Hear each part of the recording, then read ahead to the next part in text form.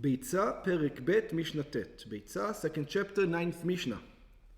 Last time we were talking about that you're allowed to grind a lot of pepper.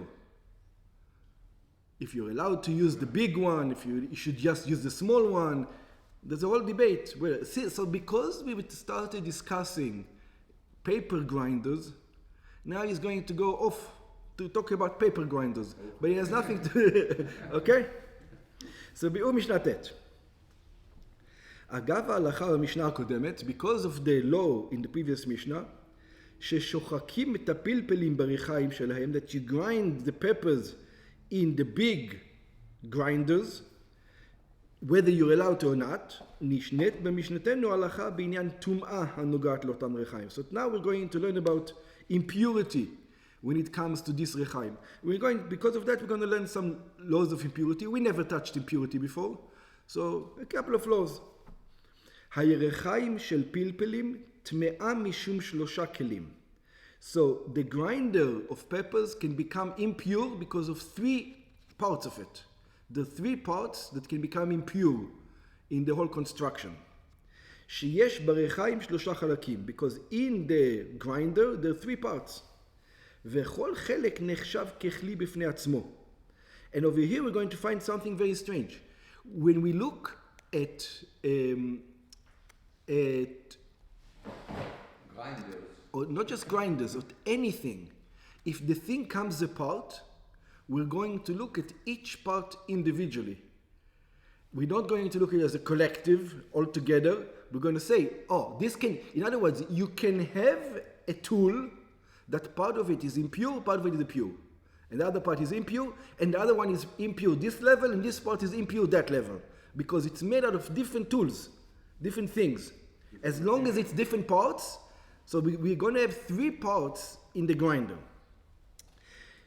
נחשב ככלי בפני עצמו לעניין טומאה, when it comes to impurity. ואם נשבר אחד מהם, האחרים עדיין מקבלים טומאה. And if one of them breaks, the other one is considered to be still receiving tuma. In other words, let's say you cannot grind peppers with it because one of the parts broke. So you can say, so now it's not a kli anymore, it's not a vessel anymore. And if it's not a vessel, then it doesn't receive tuma. So they tell you, no, it's still there's three tools over here. The two other tools still exist. Once all three tools are gone, then it's not going to receive tuma. As long as you have two other tools over there, you're still in trouble. Still a vessel, but it's a broken vessel. In a way. It's no. If it's a broken vessel, then that doesn't receive tuma. There is another vessel in it that can be used. That's why it's receiving tuma. Yeah. Don't tell me there's no vessel. It's not the same vessel, but you can use it for other things. You can. It's still a tool for other things. ויש מפרשים, and there are those who explains, שאם נטמע, זה לא נטמע זה אפילו בשעת מלאכה. And if this one becomes impure, not necessarily the other one became impure because you're looking at three different tools that you put together. But it's not one tool. שם כולם יחד, הואיל וכל אחד ראוי למלאכות לבדו ואלוהים. Because each one, you can separate it and use it on his own. It has its own use. For example, the first thing is mishum kli kibul. So the grinder has like a plate, like a cup underneath, where you grind, all the pepper falls inside. Not like today's pepper, that it falls straight on the food, but there's a cup that holds the crushed pepper after you grind it. החלק התחתון של הרחיים, so the bottom part of רחיים, שהוא של עץ, that usually it's made out of wood, הוא מקבל את הפלפלים השחוקים. And that's the one that all the peppers fall into. Tameh, that becomes impure. Why? Mishum shu kli kibul. Because it's a vessel. Any vessel receives tuma. Shekli etz yesh lo bet kibul mekabel tuma. Anything wooden, only earthenware doesn't receive tuma. But if it's made out of wood and something falls into it, that's it. At that moment, it receives tuma. Then there's another part of it that is going to be problematic. Umishum kli matachot. Because of the metal part, the grinder itself, the knives or whatever you cuts the peppers. החלק העליון שבו קודשים את הפלפלים, the top part that with it you cut the pepper, tameh mishum shu kli matechet. That becomes impure because it is made of metal.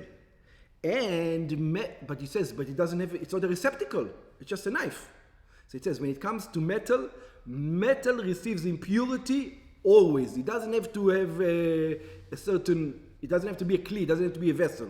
It has a use. It's already there. A knife and boom. That's a knife, for example, made out of wood, doesn't receive tumah because it's not a kli kibul. Oh, Okay, it doesn't. wood But will receive tumah. But wood, only when it's a vessel, it receives tumah. But metal, when does it receive tumah? Always. If it's a kli, if it does anything, it's going to receive tumah. Even a needle receives tumah.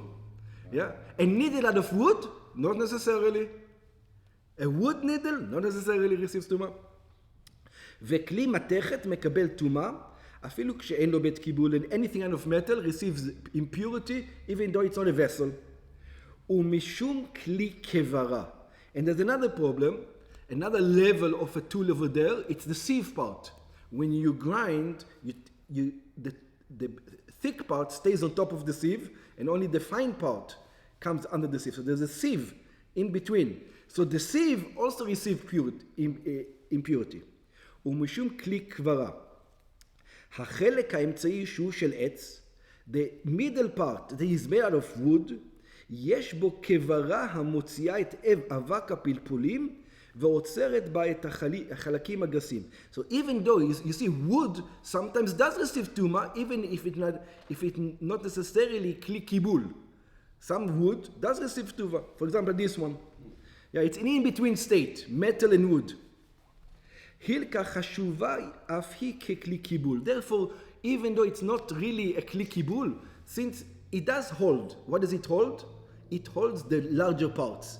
So since it does hold the larger part, yeah, I know things can go through, but it's still considered to be a vessel, because it does hold the larger part. Okay, תוספות רמב"ם ועיין רש"י וברטנורה, שמפרשים שכלי כברה אינה מטמאה משום כלי קיבול, and the Rambam disagrees from what we said. It says, don't say what I just said. I just said it receives tumah because it's holding something. It says that's not why it receives tumah. Why does it receive tumah? לפי שאין קיבולה קיבול. It says this is not considered to be a vessel to hold something. It's a vessel to pass through something. So don't call it a kli kibul. It's not made to receive things. It's made to take things through. אלא שגזרו חכמים טומאה בקברה משום כלי הורג. When we're going to learn about weaving, we're going to see that in weaving there are some things which are going to be receiving impurity because it's clothing, and we're going to discuss it later on. So it says, since it looks like the weaving of the clothing, we're going to make it impure because of that, but not because it holds something. That's what the Rambam says. Okay. Up to here. I actually disagree on the Rambam because it holds the big pieces. Yeah, but the Rambam says. Fall down. But think what the Rambam says. What's its purpose? Its purpose is not to hold. It goes after the purpose. The purpose of the thing is not to hold. It happens to hold. It's to screen. It's to screen. So since then, it's not made to hold. It's made to screen. Yeah, that's what the Rambam says. The fact that it holds doesn't matter. That's right. What it made for. That's right. It's the idea that